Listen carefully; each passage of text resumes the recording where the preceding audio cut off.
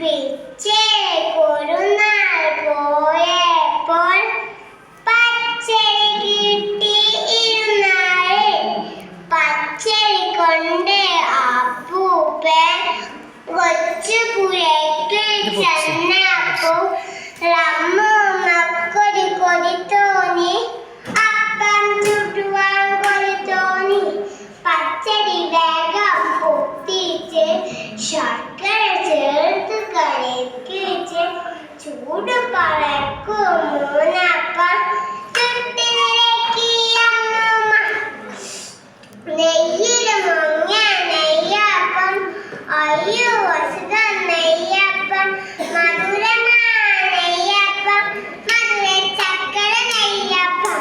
വായയെല്ലാം നിറഞ്ഞപ്പോ ഉള്ളിൽ ആശ പിടിച്ചപ്പോ കൊതേ നമ്മുടെ അപ്പൂപ്പൻ കയ്യിലൊടുത്തൂരുന്നുണ്ട്.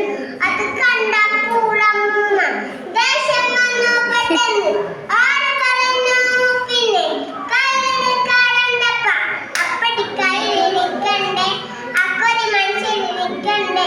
അമ്പടി കൊതേ കൊതേക്ക് കുമ്പ കുളിക്കിച്ചല്ലാതെ എനിക്ക് എന്താ വാശി പിടിച്ച് അപ്പൂപ്പൻ. കീപ്പത് കണ്ടത് ഞാനല്ലേ, അപ്പൻ ചുട്ടത് ഞാനല്ലേ, എനിക്ക് വേണണ്ടപ്പ വിളിച്ചു കൂടി അമ്മൂമ്മ.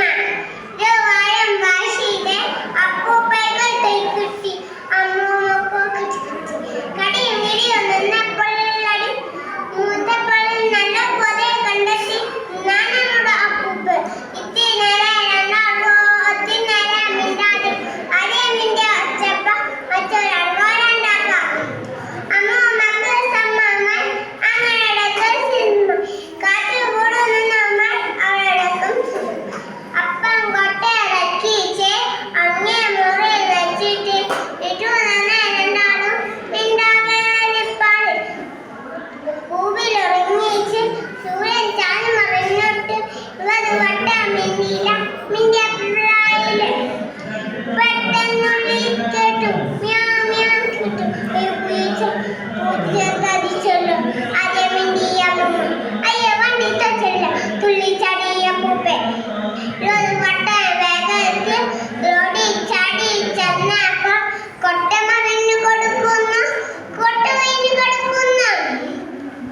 ഉണ്ട കൊണ്ടും നോക്കിച്ച് നക്കിച്ച് ജനാൽക്കൂടെ ചാടി അന്ന് പോയി കള്ളി പൂച്ച കരിമ്പൂച്ച പൊട്ടിയ വയറും നോക്കിച്ച്